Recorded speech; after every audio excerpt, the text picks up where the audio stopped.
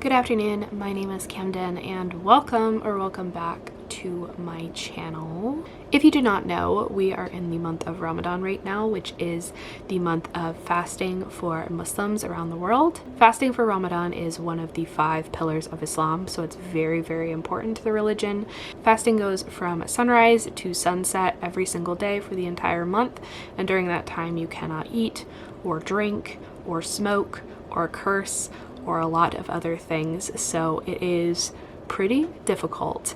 I am not a Muslim, but my husband is, and ever since we started our relationship, I have been doing Ramadan with him. So this is my 4th year fasting with him. I'll have him explain in his own words a little bit more of what Ramadan is about later on in this video, but those are the basics as I know them. As I'm sure you guys can imagine, the not drinking part is definitely the hardest. It can be really hard to go an entire day with no water, but I've been feeling pretty good so far. I've been trying to really hydrate right before the fasting starts, so it's been a good 3 days so far. There's plenty of time for things to go off the rails still, but I'm holding out hope that this one will be the best Ramadan yet. As far as my reading plans this month, because obviously this is a reading vlog and not just about me fasting, I decided to pick up some of my most anticipated Arabic-inspired fantasy on my TBR this month. It just felt fitting for the time of year, obviously, and I'm hoping to see some good Muslim representation in some of these. I am not 100% sure that all of these are Muslim authors, so I did not want to go out on a limb and assume anybody's religion here. The first book on this list is The Adventures of Amina Al-Sarafi by Shannon Chakraborty. This one is one of my most anticipated books of the year. This one is following a female pirate captain named Amina Al-Sarafi as she is being pulled out of retirement and back into the pirating world in order to locate and retrieve the kidnapped daughter of a very wealthy family. I'm about 50 pages into this one so far, and it is going so well. I'm absolutely loving this one. The writing in it is so good. There's kind of like an element of Amina breaking the 4th wall in order to talk to us directly, because this is an account that is being transcribed by this guy who's interested in her life, Jamal. So we kind of have like interesting interaction between the two of them when she like contests how he's writing down her story. So that's a really fun element to this one, but I can just tell there's going to be a lot of like quirky, interesting characters in here. There's going to be a lot of different creatures to fight and just generally a lot of hijinks along the way in this adventure. So I'm so excited to keep reading this one and let you know what I think. The next book that I want to get to this month is We Humped the Flame by Hafsa Faisal. This one I'm not exactly sure what it is about. It's just been on my TBR for quite a while, and I have heard so many good things about it from so many people who've read and loved it. I know that it's a fantasy, it's Arabic inspired, I believe it involves assassins, and I believe there's an enemies to lovers romance in this one, but besides that I am not really sure what the heist is, what the plot is, and what we're following here, but I'm excited to just jump in and find out. This one's been on my TBR for quite a number of years, so I'm really excited to knock this one out and see if it's worth the hype. And the last book on my TBR for this video, and the one that I'm least sure that I'll have the time for, is The Stardust Thief by Chelsea Abdullah. This is another one that I'm going into with very little knowledge of what it's about. It's obviously an Arabic inspired fantasy, because that's the theme of the video.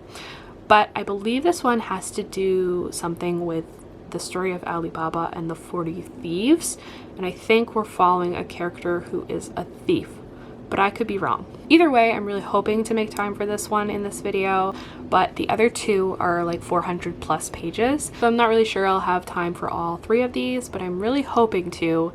Either way, I'm really excited to read all of these books in this video, so I hope you will stick around to watch.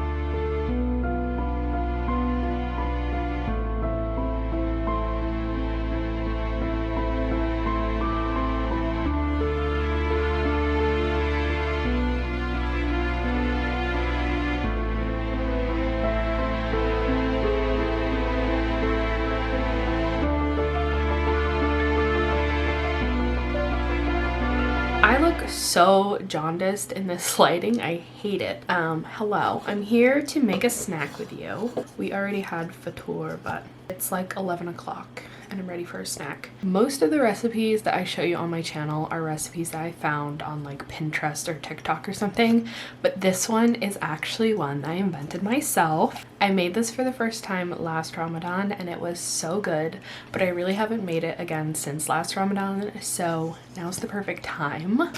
This is inspired by saffron pudding, which is a dessert that my husband grew up eating a lot. Saffron pudding is so good, but I thought that it would taste even better as a milkshake, so that's what I do. So first ingredient you need is saffron. You really only need a few threads if you've never cooked with saffron before. I put in a few threads like this amount, and then you grind it until it's like a fine powder. And then the next ingredient is rose water. This is like so common in Arabic recipes. And then to really activate the flavor, you want to kind of like heat it up in the microwave a little bit so that the saffron really releases its flavor. Don't use too much rose water though, because it's pretty potent. I'm just gonna put a heavy disclaimer right now that I have not like scoured the internet to find out if I really did invent this recipe. So if this is like something that already exists, I'm so sorry. I don't mean offense to anybody at all. Stick it in the microwave for like 10 seconds. Next, of course, is vanilla ice cream. And then fill the rest up with whatever milk you use. We use Lactaid because my husband's lactose intolerant, but it's still got real ice cream, so that'll be fun. Go try making this, it's so good. Hello, I'm here to give you a reading update for The Adventures of Amina El-Sarafi by Shannon Chakraborty.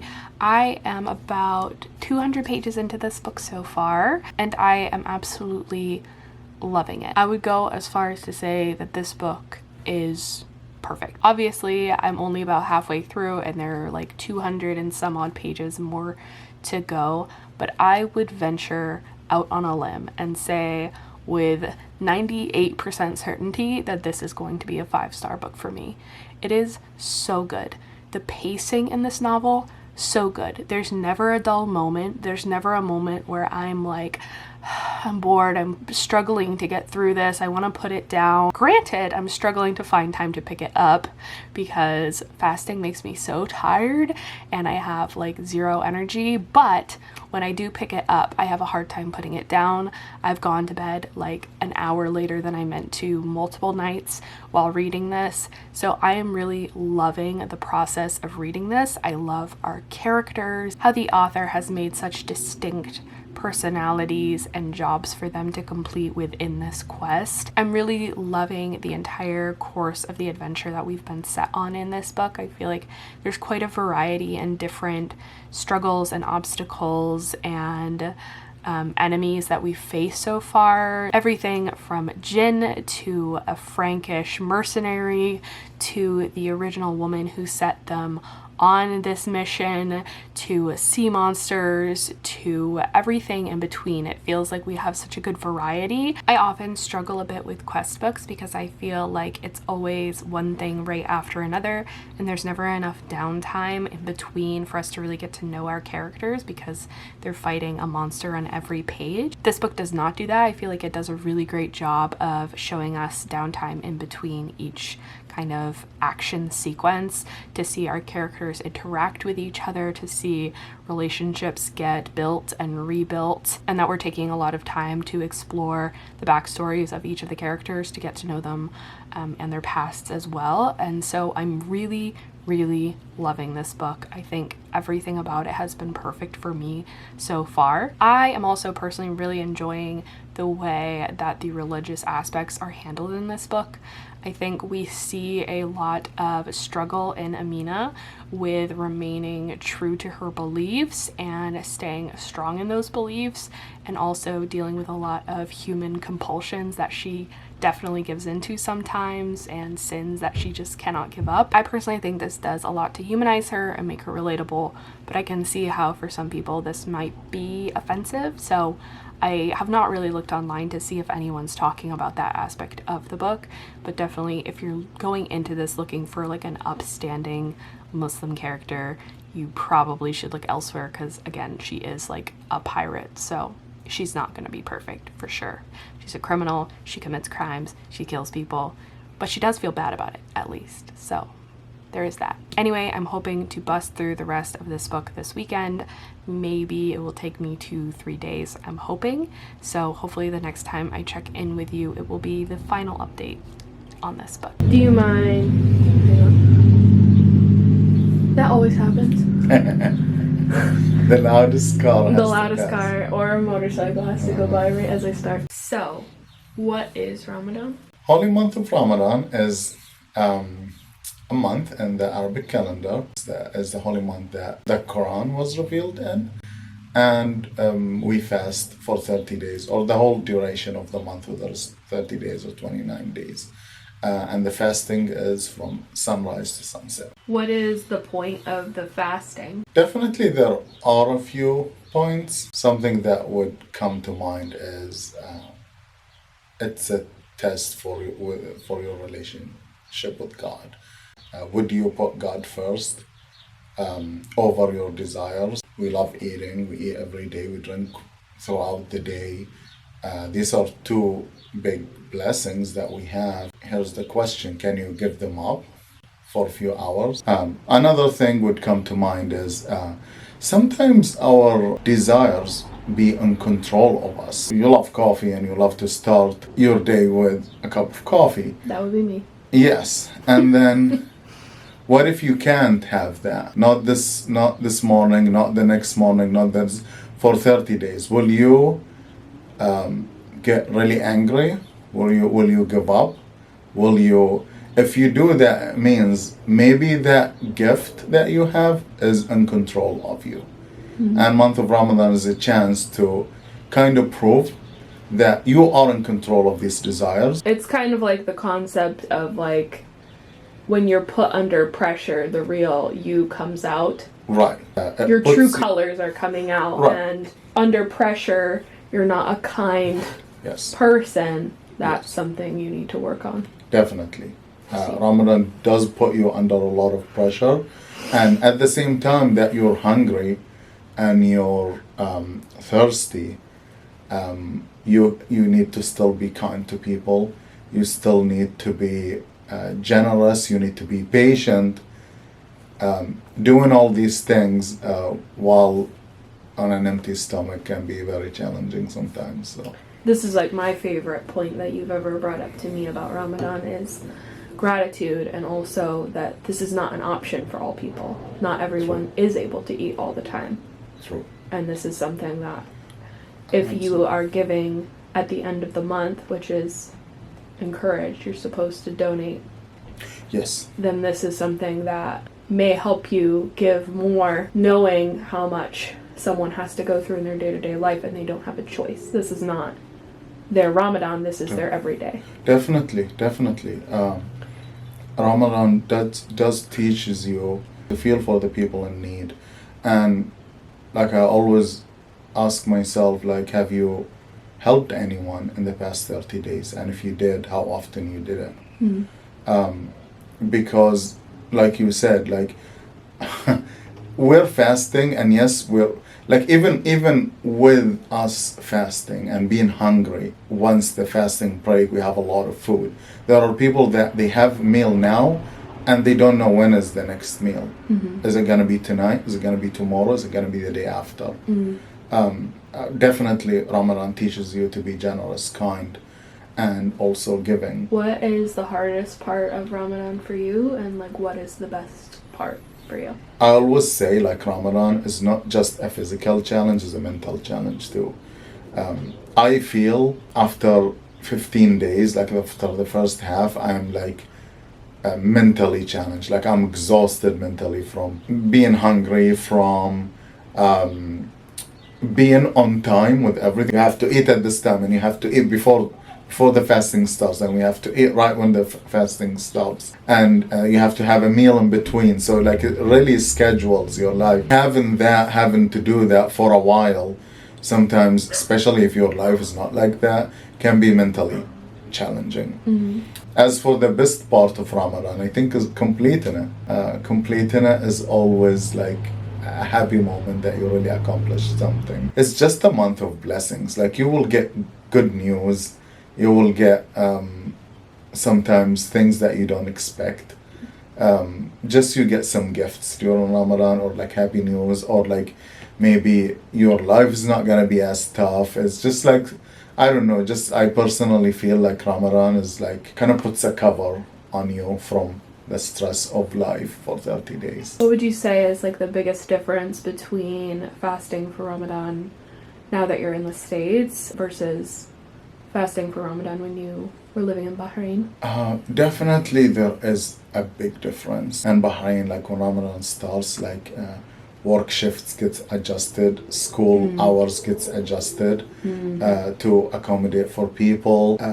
Definitely you can see the happiness, the kids are playing outside, people are putting lights on their houses, you can hear the prayers from the mosques, and like it's like the TV, they put special shows and special, they are prepared just for Ramadan. So it's like very lively. So it's like Christmas time in the States exactly. is what it is for Right. Ramadan. And Definitely. Like here, it's very quiet. And it's like you're just fasting with yourself. Anything else? So happy Ramadan, or as we say, Ramadan Kareem, to everyone that celebrates and everyone's watching this video. Hello, I am here to give you a final reading update for The Adventures of Amina al-Sarafi. I finished this one 2 nights ago and I really love this book. As predicted, this one ended up being a 5-star for me. I did feel like the ending got a little bit dragged out more than it needed to be, but overall it didn't affect my rating for this book in the slightest. I think this is an excellent book. If you like quest books, if you like fantasy, I definitely think you should go check this out. It's one of my favorite books that I've read so far this year, for sure. I also really enjoyed some of the reveals that we got at the end of this one, particularly how Jamal, the scribe who's taking down Amina's story, fit into everything in the end. I thought that was really well done aspect of the story. And yeah, this is just excellent. You should definitely go check it out. I highly recommend. I have a feeling this is going to pop up in a lot of recommendation videos in the future, and I'm so excited to go back and read City of Brass now by this author, because I'm just so in love with her brain, her writing, everything. That being said, today is Eid, so Ramadan is officially over. I did end up finishing this book before Ramadan ended, but I do not think I will have time to finish any other books in this video. I did get about 150 pages into We Hunt the Flame by Hafsa Faisal. I am enjoying it so far.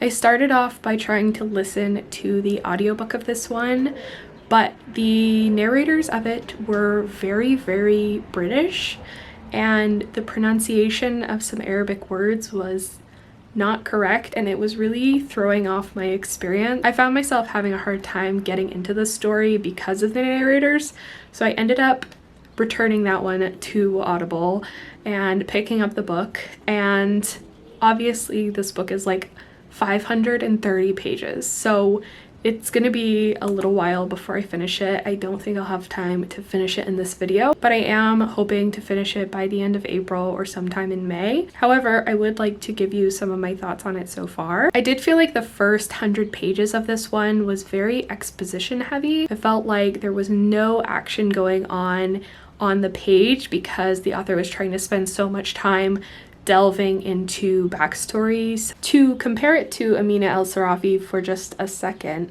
this character is in her early 40s. She's had a very extensive checkered past. There's a lot of backstory to explain here, but it's done throughout the book. We didn't get 100 pages of setup and setting the stage and getting to know our character before the action began. In We Hunt the Flame, it feels like the author wants to get all of that out of the way before the action can begin. And only now at page 130 are things starting to get interesting and is the action starting to kind of pick up. To be fair though, I am finding the characters to be interesting. I'm excited to learn more about them. I'm excited to see where this story is gonna go.